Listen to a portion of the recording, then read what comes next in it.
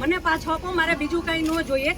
આજ પછી કોઈ દિવસ કોઈ વોટ જ નહીં કરતા. જો આપણી ગવર્મેન્ટને પોતાની જ સુવિધા રાખવી છે, તમારા પાછળ કેટલા વીઆઈપી હોય છે, કેટલી ગાડીઓ હોય છે, તમારો જીવ જીવ છે. આ ટેક્સ પે કરે છે એનો જીવ જીવ નથી. મને ન્યાય જોઈએ. મારા છોકરાનું ફ્યુચર ખરાબ ન થવું જોઈએ. આટલા વર્ષની સર્વિસમાં એને ટેક્સ તમે કટ કરીને તમે સેલરી આપો છો ને, અને ઉપર જતા અમે કાંઈ પણ વસ્તુ ખરીદીએ છીએ, ક્યાંય જઈએ છીએ, ફરીથી ટેક્સ, ટોલ ટેક્સ, બધા ટેક્સ તમે અમારી પાસેથી લ્યો છો. તો મારા ઘરવાળાને જ્યારે જરૂર હતી ત્યારે કોઈ ફેસિલિટી નથી મળી. મને એનો ન્યાય જોઈએ.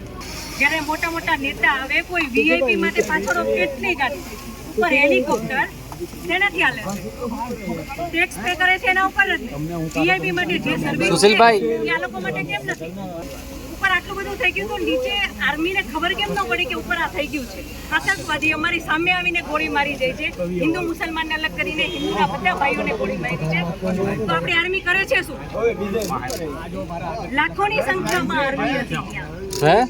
અને જે ટુરિસ્ટ પ્લેસ છે ત્યાં કોઈ આર્મી મેન નહીં, કોઈ પોલીસ મેન નહીં, કે કોઈ ફર્સ્ટ એડ કિટ નહીં,